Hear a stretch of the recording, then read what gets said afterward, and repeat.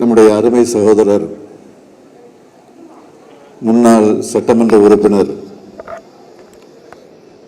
பனையூர் பாபு அவர்களும் அவரோடு சேர்ந்து வருகை தந்திருக்கக்கூடிய நீங்களும் தாய் கழகமாம் திராவிட முன்னேற்ற கழகத்தில் இணைத்துக் கொள்ளக்கூடிய ஒரு சிறப்பான நிகழ்ச்சியில கலந்து கொண்டு வரவேற்புரை ஆற்றியிருக்கக்கூடிய காஞ்சிபுரம் தெற்கு மாவட்ட கழகத்தினுடைய செயலாளர் முன்னாள் சட்டமன்ற உறுப்பினர் சுந்தர் அவர்களே, கழகத்தினுடைய பொருளாளர் நாடாளுமன்ற உறுப்பினர் TR பாலு அவர்களே, கழகத்தின் துணை பொதுச் செயலாளர் என்னுடைய அருமை தங்கை கனிமொழி கருணாநிதி அவர்களே, சட்டமன்ற எதிர்க்கட்சி தலைவர் கழக இளைஞரணியின் செயலாளர் தம்பி உதயநிதி அவர்களே, திருவண்ணாமலை மாவட்ட கழகத்துடைய செயலாளர் அன்புக்குரிய ஏவா வேலு அவர்களே, சென்னை தெற்கு மாவட்ட கழகத்துடைய செயலாளர் மா சுப்பிரமணியன் அவர்களே, இந்த நிகழ்ச்சியில பங்கேற்றிருக்கக்கூடிய முன்னாள் சட்டமன்ற உறுப்பினர் அரவிந்த் ரமேஷ் அவர்களே மற்றும் வருகை தந்திருக்கக்கூடிய தோழர்களே, அருமை சகோதரர்களே, சகோதரிகளே, உங்கள் அனைவருக்கும் என்னுடைய அன்பான வணக்கம். செய்யூர் சட்டமன்றத்தினுடைய முன்னாள் உறுப்பினர் நம்முடைய பனையூர் பாபு அவர்களை, அதேபோல் அவரோடு கைகோர்த்து வந்திருக்கக்கூடிய உங்களையும் நான் வருக வருக வருக என்று திராவிட முன்னேற்ற கழகத்தின் சார்பிலே, தலைமை கழகத்தின் சார்பிலே, மாவட்ட கழகத்தின் சார்பில் நம்முடைய சுந்தர் அவர்கள் ஏற்கனவே வரவேற்றிருந்தாலும் தலைவர் என்ற முறையில் நான் தலைமை கழகத்தின் சார்பில் உங்கள் அத்தனை பேரை நான் வருக வருக என்று நான் வரவேற்க கடமைப்பட்டிருக்கிறேன். லட்சக்கணக்கான கழக உடன்பிறப்புகள்ல ஒருவரா உங்களை இணைச்சிக்க வந்திருக்கக்கூடிய உங்கள் எல்லாரையும் இந்த இயக்கத்துடைய முதன்மை தொண்டனாக மிகுந்த மகிழ்ச்சியோடு வாஞ்சியோடு வருக வருக என்று நான் வரவேற்கிறேன். பனையூர் பாபு அவர்களை பற்றி நான் இங்கே குறிப்பிட்டு சொல்ல வேண்டும் என்று சொன்னால், கடந்த 5 வருஷமா நான் சட்டமன்றத்தில் அவரை தொடர்ந்து கூர்ந்து கவனித்தது உண்டு. சட்டமன்றத்துக்கு வருகிற போது அமைதியா வருவார், அமைதியா போவார். ஆனால் அதே சமயம் சட்டமன்றத்தில் எழுந்து பேசுகிற போது ஆக்கபூர்வமான கருத்துக்களை, தன்னுடைய தொகுதிக்கு சம்பந்தப்பட்டிருக்கக்கூடிய பிரச்சனைகளை அங்கே வலியுறுத்தி பேசக்கூடியவர். ஒரு கொள்கைவாதியாக, ஒரு லட்சியவாதியாக, ஒரு போராளியாக தன்னுடைய கருத்துக்களை முன்வச்சு பேசக்கூடியவர். பொதுவா சில ஒரு இயக்கத்திலிருந்து வெளியேறுகிற போது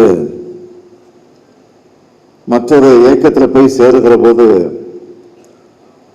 கொஞ்சம் விமர்சனம் பண்ணி ஏன் திறந்து கூட பேசுகிற அந்த வாணியை பார்த்திருக்கிறோம்.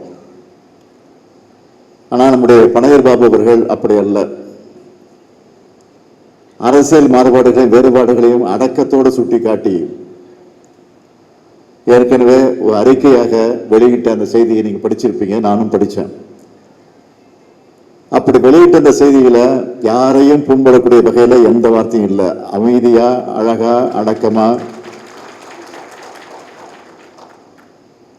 அவர் கையாளக்கூடிய அந்த விதம். இப்ப கூட நீங்க பேசும்போது பார்த்திருக்கலாம், யாரையாவது விமர்சனம் பண்ணி பேசினாரா? இல்லை.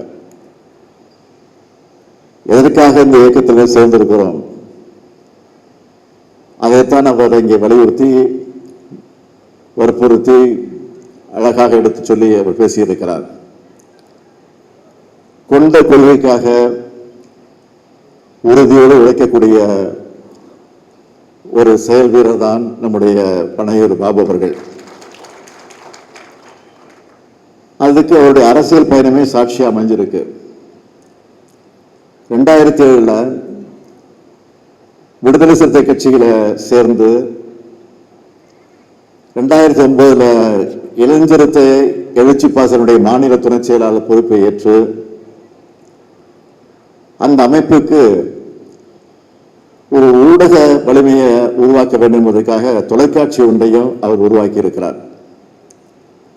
அந்த ஊடக பிரிவினுடைய செயலாளராக முதன்மை செயலாளராக இருந்து பணியாற்றி இருக்கிறார். அப்படிப்பட்ட அந்த உழைப்பாளர் தான் 2021ஆம் ஆண்டு செய்யூர் தொகுதியினுடைய சட்டமன்ற உறுப்பினராக அவர் உயர்ந்தார். அவரே சொன்னார், சட்டமன்றத்தில் நம்முடைய திராவிட மாடல் அரசின் சார்பில் செஞ்சிருக்கக்கூடிய சாதனைகளை எல்லாம் எடுத்து சொன்னார். சட்டமன்றத்தில் அதற்கான கேள்வி கணைகளை எல்லாம் தொடுத்தார், கோரிக்கைகள் எல்லாம் எடுத்து வைத்தார். தனக்காக அல்ல, தன்னுடைய தொகுதிக்காக, தன்னுடைய தொகுதியில் இருக்கக்கூடிய மக்களுக்காக அவர் அந்த பணியை ஆற்றியிருக்கிறார். அது மட்டுமல்ல, அவரே குறிப்பிட்டார், ஒட்டுமொத்தமாக ஆதிதிராவிட மக்களுடைய நலனுக்காக கோரிக்கைகள் எல்லாம் வச்சோம். என்னுடைய சார்பில் மட்டுமல்ல, என்னுடைய இயக்கத்தின் சார்பில் கூட நாங்கள் கோரிக்கைகள் வச்சோம். அதையெல்லாம் அவர் ஏற்றுக்கொண்டு அதை நிறைவேற்றி தந்திருக்கிறார் என்பதை பட்டியலிட்டு அவர் குறிப்பிட்டு சொன்னார். பரமக்குடியில சாதி எதிர்ப்பு சுயமரியாதை போராளி இமானுவேல் சேகரன் அவர்களுக்கு மணிமண்டபம் அமைச்சது திராவிட மாடல் அரசு தான். ஆதிதிராவிட பிள்ளைகளின் பெயர்களில் சாதி பெயர்கள் இருக்கக்கூடாது, அந்த அடையாளங்களை நீக்க வேண்டும் என்று சொல்லி அதையும் சட்டமாக்கி தந்தோம். அதேபோல் தாத்தா ரெட்டமலை சீனிவாசனுக்கு மணிமண்டபம் அதுவும் அமைச்சு தந்தோம். அதேபோல் அருமை பெரியவர் பெருந்தலைவர் இளைய பெருமாள் அவர்களுக்கு சிதம்பரத்தில் 100ஆண்டு நினைவு அரங்கத்தை அமைச்சு கொடுத்தோம். இங்கே நந்தனத்தில் நீங்க பார்த்துக்கிட்டு இருக்கீங்க MC ராஜா மாணவர் விடுதி, அது எப்படி இருந்துச்சு ஒரு காலத்துல, அது இப்போ அண்ணா சாலையில் வருகிற போது MC ராஜா மாணவர் விடுதி என்ற அந்த கட்டிடத்தை பார்க்கிற போது நமக்கே பிரமிப்பாக இருக்கிறது. அதையும் புதுப்பித்து உருவாக்கி தந்திருக்கிறோம். குறிப்பா நம்ம பனையூர் அவர்களுடைய செய்யூர் தொகுதிக்கு செய்யப்பட்ட திட்டங்களை பற்றி அவரே சொன்னார். இருந்தாலும் நானும் அதை வழிமொழிய கடமைப்பட்டிருக்கிறேன். செய்யூரில் அரசு கலை மற்றும் அறிவியல் கல்லூரி, புதிய சிப்காட் தொழிற்சாலை, அரசு மருத்துவமனை, 28 நேரடி நெல் கொள்முதல் நிலையங்கள், மீன மக்களுடைய வாழ்வாதாரத்தை பாதுகாக்க வலைப்பெண்கள் கூடங்கள், கடல் சீற்றத்தால் ஏற்படக்கூடிய கடல் அரிப்பு தடுத்து குடியிருப்புகளை பாதுகாக்க கடலோரங்களை கருங்கல் கொட்டக்கூடிய தடுப்பு சுவர்கள், 10,000 பேருக்கு இலவச வீட்டுமனை பட்டாக்கள், இப்படி பல்வேறு சாதனைகள் செய்யப்பட்டிருக்கிறது என்று சொன்னால், நாங்கள் செஞ்சோம்னா அதுக்கு காரணமாக இருந்தது உங்களுடைய பனையூர் சட்டமன்ற உறுப்பினராக இருந்த பாபு அவர்கள் தான் காரணமாக இருந்திருக்கிறார்.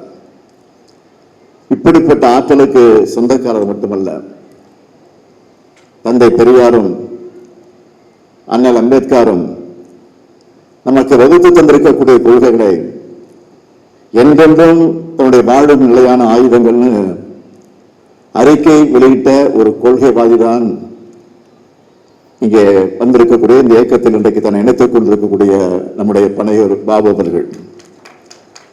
அவர் இன்றைக்கு திராவிட முன்னேற்ற கழகத்தை வந்து சேர்ந்திருப்பது உங்களுக்கு எப்படியெல்லாம் நீங்க மகிழ்ச்சியோடு அறிஞ்சிட்டு இருக்கீங்களோ அவர் எப்படி மகிழ்ச்சியோடு வந்திருக்காரோ அதை விட பன்முடன் மகிழ்ச்சியை நாங்கள் அடைந்து கொண்டிருக்கிற நேரத்தில் நான் தெரிவித்துக் கொள்ள விரும்புகிறேன். புரட்சியாளர் அம்பேத்கர், தந்தை பெரியார், மாமேதை காரல் மார்க்ஸ் ஆகியோர் காட்டிய வழியில ஒடுக்கப்பட்ட மக்களுடைய நலனுக்காக என்னுடைய பயணம் தொடர்ந்து கொண்டே இருக்குன்னு நம்முடைய பனையூர் பாபு அவர்கள் குறிப்பிட்டு காட்டியிருக்கிறார்கள் தன்னுடைய அறிக்கையில. அந்த பயணத்தை தொடர ஒரு சரியான இயக்கமாக இருப்பதுதான் திராவிட முன்னேற்ற கழகத்தை உணர்ந்து இங்கே வந்து இணைந்திருக்கிறார். அவரையும் அவரோடு வந்திருக்கக்கூடிய எல்லாரையும் இந்த இயக்கத்தினுடைய தலைவனாக மட்டுமல்ல, இந்த இயக்கத்தினுடைய தலைமை தொண்டனாக அவரை வருக வருக வருக என்று வரவேற்கிறேன். திமுக பொறுத்த வரைக்கும் எதிர்கட்சியா இருக்கிறவங்க தான் வேலை அதிகமா இருக்கும். அப்படிப்பட்ட நேரத்தில் உழைப்பதற்கு தயாராக நாங்கள் இருக்கிறோம், நாங்கள் உங்களுக்கு துணை நிற்கிறோம் என்று நமக்கு இன்றைக்கு துணையாக வந்து சேர்ந்திருக்கக்கூடிய பாபு அவர்களையும் உங்களையும் நான் மீண்டும் வருக வருக என்று வரவேற்கிறேன்.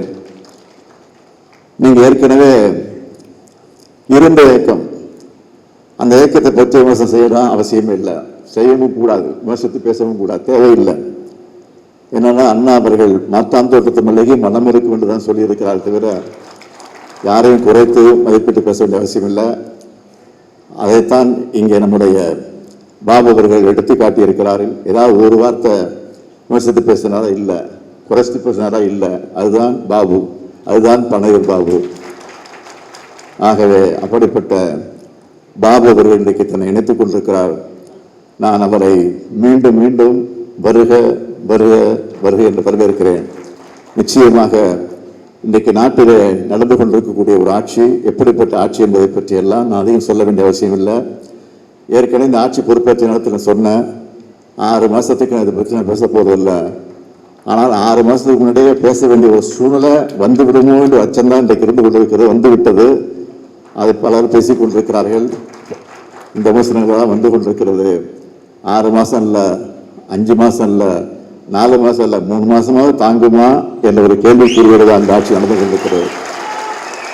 இந்த நிலையில தான் இன்றைக்கு நீங்களும் இந்த இயக்கத்தில் தங்களை இணைத்துக் கொண்டிருக்கிறீர்கள். ஆகவே கழகம் ஈடுபடக்கூடிய எந்த பணிகளாக இருந்தாலும் அந்த பணிகளுக்கு நீங்களும் ஒத்துழைப்பு தருவதற்காக வந்திருக்கிறீர்கள். உங்களை மீண்டும் மீண்டும் அண்ணா அறிவாலயத்திற்கு வந்திருக்கிறீங்க. அண்ணா அறிவாலயம் மட்டுமல்ல, கலைஞர் அரங்கத்திற்கே வந்திருக்கிறீங்க. ஆக அப்படிப்பட்ட சூழ்நிலையில உங்களை எல்லாம் மீண்டும் மீண்டும் வருக வருக வருக வருக என்று வரவேற்று